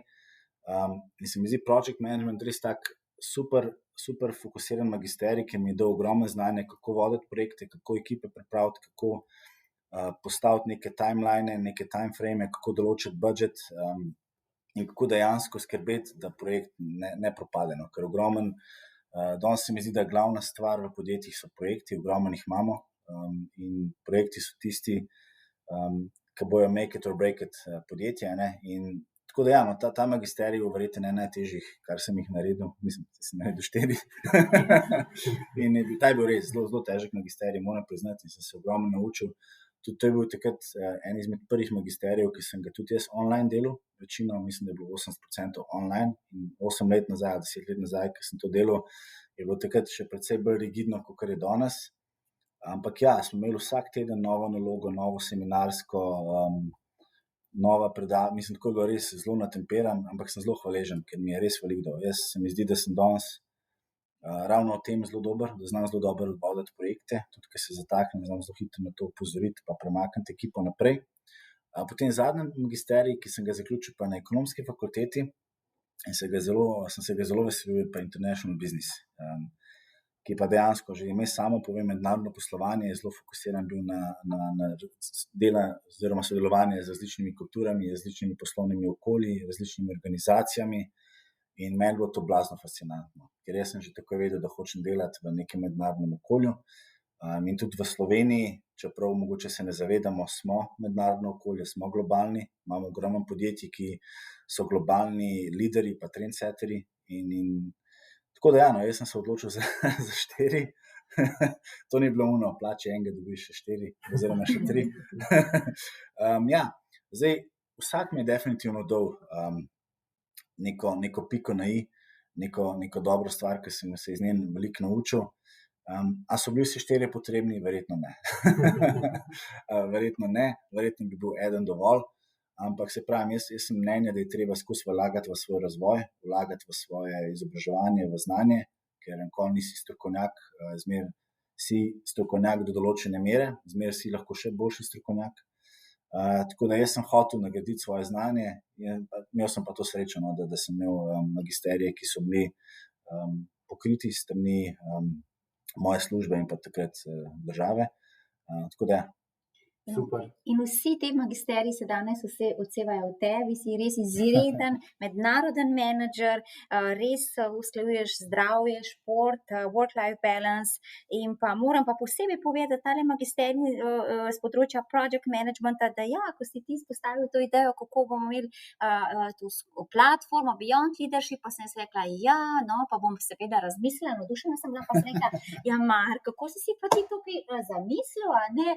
Ja, seveda ni problema in je dejansko takoj v nekaj dneh si ti poslal te pripomke. Ena je bila, sem je delila tudi Simon, tale Excel, sem pokazala, to je bilo res, spoštovani poslušalci, zamisel, da je platforma in odprem ta Excel in to bomo imeli skoraj da ne 1000 celic, vse v barvah, tako da vizija in poslanstvo platforme Beyond Leadership je res postavljeno vse, bom rekla, strateškimi cilji, operativnimi in taktičnimi cilji, po mesecih, po tednih, po rubrikah, zavihkov, enih 20 preglednic.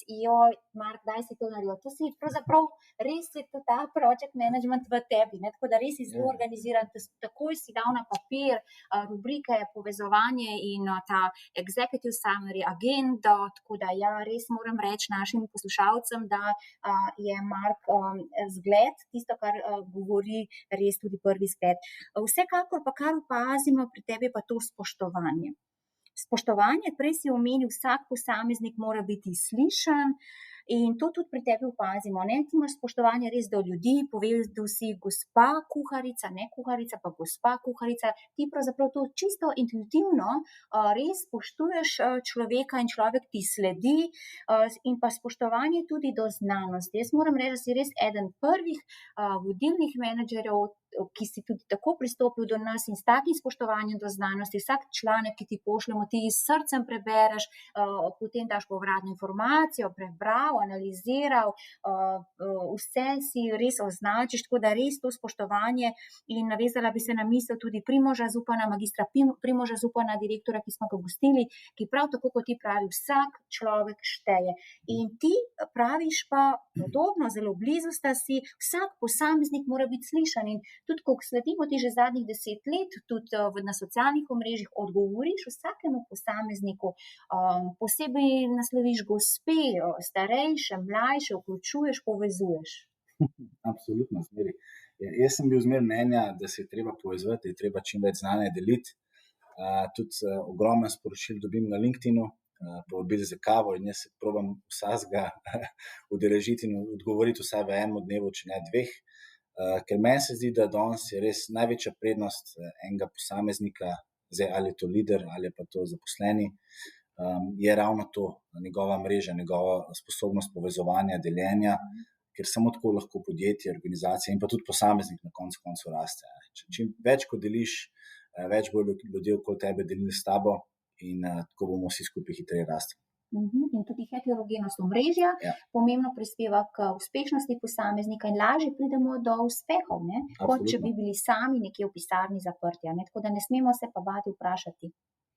Super, Mark, imamo še eno zelo zanimivo vprašanje strani Simone, ki jo zelo dobro poznam, Simone Špilek. In sicer na zanimivo tematiko kritike. Kako se spopadaš s kritiko oziroma kako jo sprejemaš?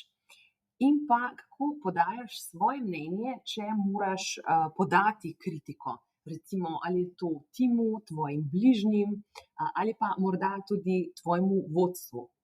Kako to obvladuješ? Zdaj, kritika je, zdaj lahko to vzamemo negativno, lahko vzamemo pozitivno. Jaz probam na vsako kritiko gledati pozitivno in se iz nje nekaj naučiti. Zdaj, en zelo zanimiv stavek je, ki rečejo, ta oseba ima pa problem s tabo. To je njegov problem, to ni moj problem. Tako da jaz se dejansko s tem ne rabim ukvarjati. Tako da se pravim, jaz vsak, ki ima karkoli proti meni oziroma če je kakršnakoli kritika, to zmer z odprtimi rokami sprejmem, ker jaz absolutno nisem popoln, se lahko veliko naučim, delam napake in se potem tudi z njih naučim in tudi rad delam napake, ker samo če delamo napake, vemo, da ne smemo iti levo, ampak gremo desno. Če tega ne delamo, potem smo zgubljeni in ne vemo, v katero smer iti. Zdaj, kar se tiče kritiko, ne vem, če je kakšen moj zaposlen ali pa nadrejen ali pa podrejen, kakorkoli, se pravim, se mi zdi, da je to zelo sovpada z neko povratno zanko, s feedbackom, tako da mi se zelo veliko pogovarjamo, tudi jaz povem ekipi, če imajo kakšne izzive z mano, kaj jih moti, kaj bi želeli izboljšati, da mi čim prej to povejo. In absolutno imajo to avtoriteto in imajo to ozavest, da mi lahko povejo, karkoli jih moti, in potem skupaj delamo na tem, ker se pravim, lider oziroma vodja je tista oseba, ki stalno raste in se zaveda, da ni popoln. In če se tega zavedaš, potem mislim, da si zmagovalec. In jaz, ena glavnih stvari, ki se še zmeraj učim, je ego, da je treba brzdati svoj ego, da ego nikoli ne sme prevladati. In če se tega zavedaš, da je ego včasih tista težavica, ki ti mogoče malo nagaja, pa mislim, da boš kar daleč prišel. Odlično razmišljanje. Super. Jaz bi tudi kar nadaljeval še z vprašanji strani publike, poslušalcev. In sicer od Daliborja, mislim, da ta prvi del njegovega drugega vprašanja, se pravi, kako razviti dobro kulturo vodenja, si že precej odgovoril. Se mi zdi pa ta drugi del zelo zanimiv, se pravi, kako pa to nekako toliko udejanjiti v praksi, da se ne sesuje, ko pač nek vodja morda odide iz te organizacije, da je to kot del pač DNK-ja zaposlenih, recimo, vsaj jaz tako razumem to vprašanje. Zdaj, tako je, ponovadi sploh je zelo dobro, če ima podjetje nek talent management, se pravi, da se vlaga v zaposlene, da se prepozna talente in se dela na njih. Absolutno danes v teh časih se bo zgodilo, da bojo talenti odhajali iz takih in drugačnih razlogov. Tako da podjetje mora imeti nek ta talent management, da se prepozna na njih, da se jim da vedeti, da so zelo cenjeni, da so prihodnost podjetja. Če bojo to naredili, se bo verjetno ta retention predvsej povečal oziroma ne bojo zaposleni odhajali. Druga stvar je, to je zelo dolgoročen proces. To traja precej let, da se neka kultura spremeni, zamenja, transformira. In ponovadi se to zgodi skozi določene procese, kot sem že prej omenil, smo v BTC-ju to vzpostavili kar nekaj časa. In glavna stvar je, da se v bistvu prepozna vsakega posameznika, da ima vsak posameznik idejo in da se to vpelje in potem se naredi nek celovit proces, kako se te posameznike sliša, zdaj so to letni razgovori, so to neke strateške konference, kjer se ekipe predstavljajo, kjer se delijo ideje, pristopajo precej veliko. Ampak se mi zdi, da je bolj pomembno to, da prvič, da ima podjetje podporo managementa, da gre v neko transformacijo, drugič, da se vsi zavedamo, da so spremembe dobre in pozitivne, da se jih ne smemo bati, da jih je treba sprejeti, in pa tretjič, da je treba res vključiti vsakega posameznika, od, kot sem že prej rekel, gospe kuharice do predsednika uprave. Super. Potem bi pa nadaljeval še s tem, ki je tudi meni osebno zelo zanimiv. Kako spremeniti paradigmo, predvsem v javnem sektorju, da osebo, ki ima ogromno znanja in izkušenj v vodenju, po odhodu v pokoj za javni sektor ni več zanimiv, kakšna izguba je to za organizacijo predvidevam. To je tudi seveda še vprašanje dalje Borja. Sploh kako tako osebo? V bistvu, kolikor jaz razumem, bi se to nanašalo na starejše zaposlene, ne, se pravi, ko so nekje tam blizu penzije, da se ga nekako še na nek način, če ima to željo, obdrži v organizaciji, da je koristen člen. Pa če se temu ne namenja dovolj pozornosti, v bistvu kakšno izgubo to lahko predstavlja za podjetje. Ja, absolutno. Jaz mislim, da danes mora biti neka zrela mera, ne samo, ko bi rekel, da imaš polovico zaposlenih oziroma neko lepo razmerje med ženskimi in moškimi, hkrati imamo tudi lepo razmerje med izkušenimi menedžerji, izkušenim kadrom in pa mladim kadrom. Ker mladi znamo biti zelo neočakani, hitri, ego tudi velikrat, absolutno. Zelo radi smo neki zagovorniki novih tehnologij, nekih sprememb, medtem ko starejši kadri že imajo to izkušenost, imajo to umerjenost, imajo ta EQ zelo dobro razvit, vejo, kaj je ego in se ga v bistvu zavedajo. Tako da se mi zdi da gre to zelo lepo skupaj, neka zelo komplementarna, sta si dva lahko posameznika, ki sta različnih generacij. Tako da se mi zdi, da je ogromno podjetij, verjetno veliko zamuja.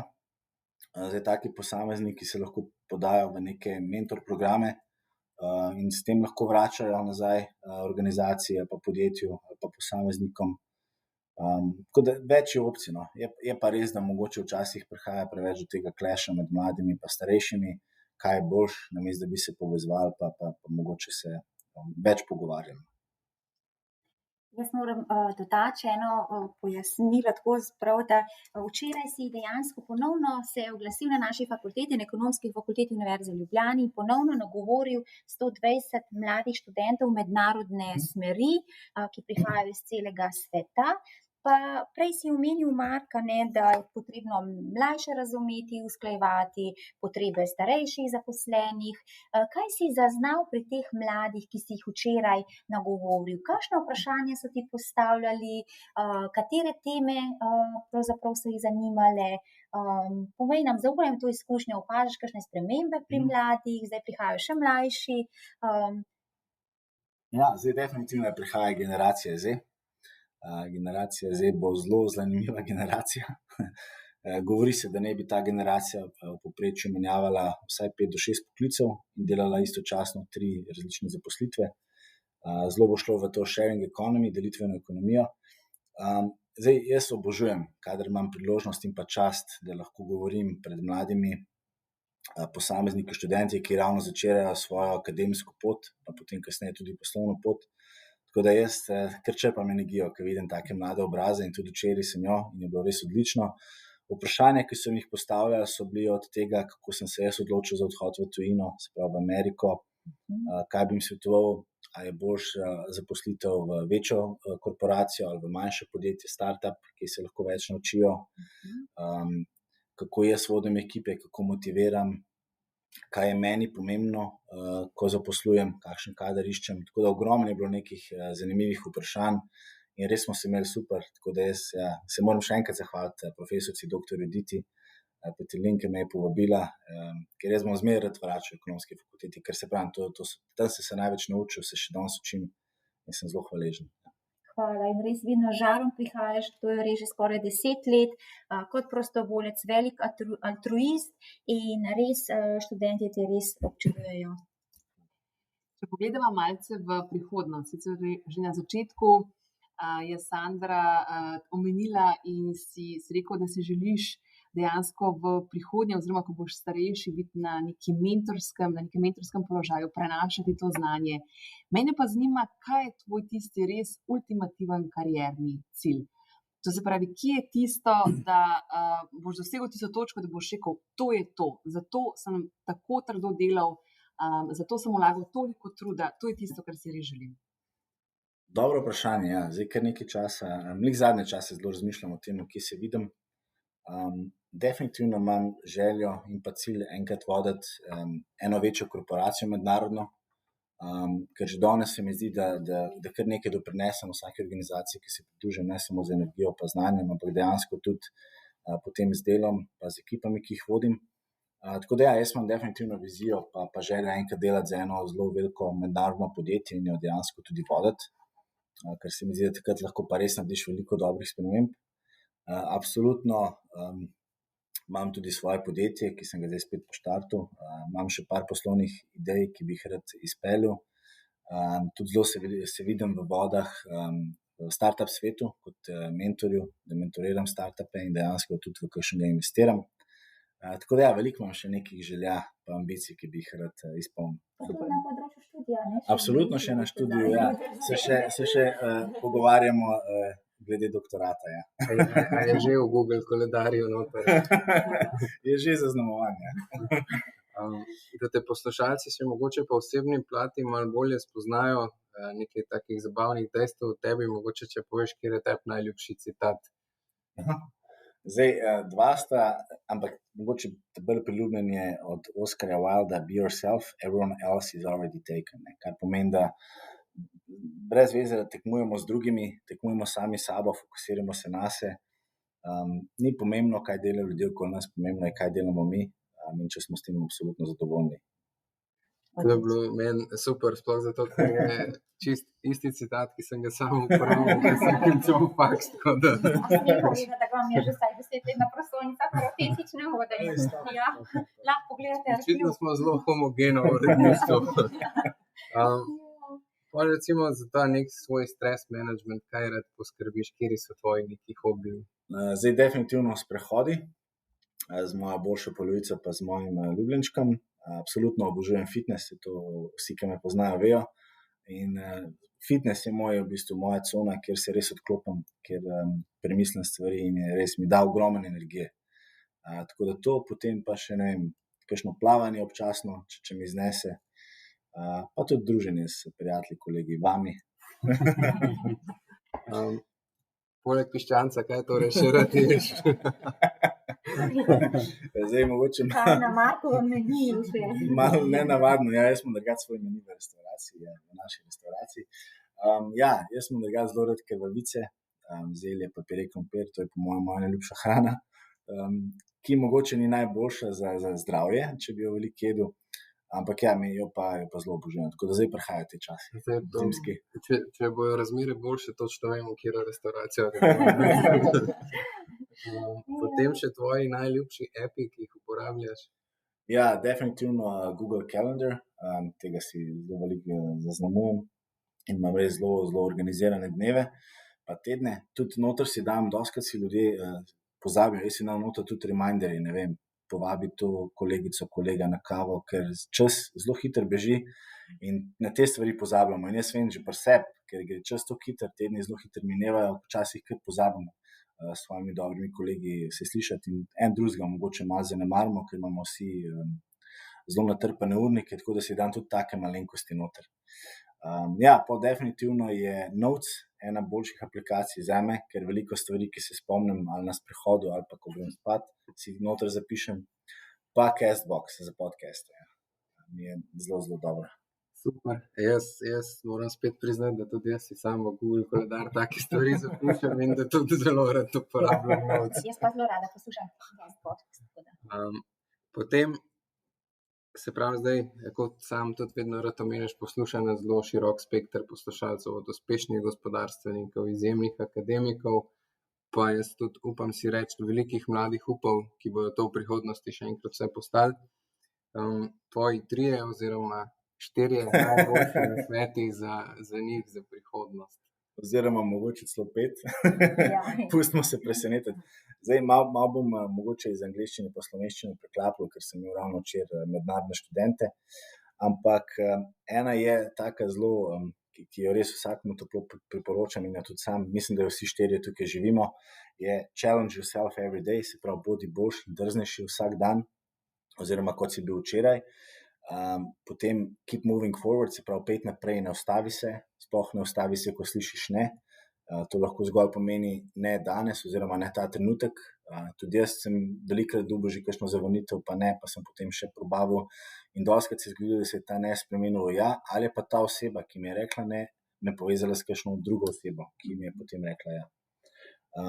Potem tam je blazno fascinantna in res ena boljših naukov, ki bi jo dal, je pressure is a privilege, se pravi pritisk je je dejansko nekaj pozitivnega v življenju.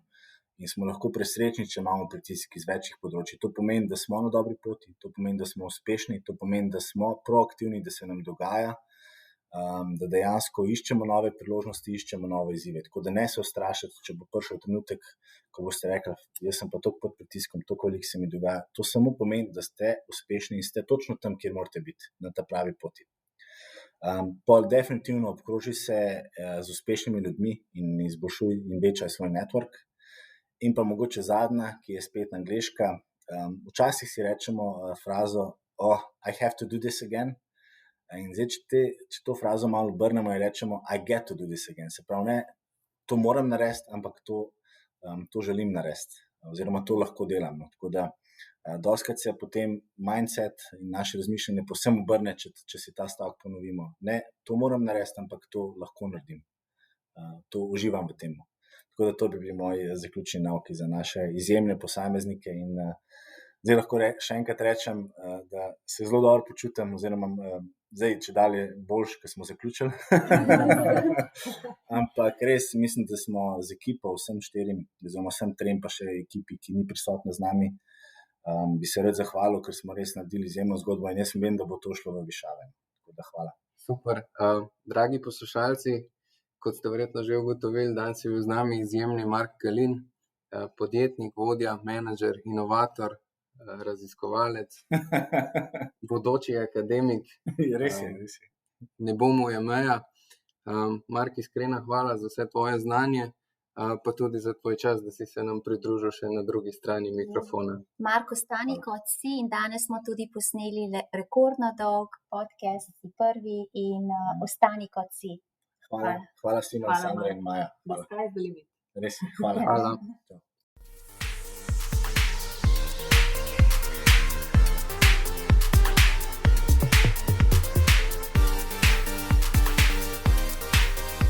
Sledite nam na vseh kanalih, kot so Spotify, Apple, Google, Castbox in tudi YouTube, LinkedIn in Facebook, kjer nas je že preko 2000.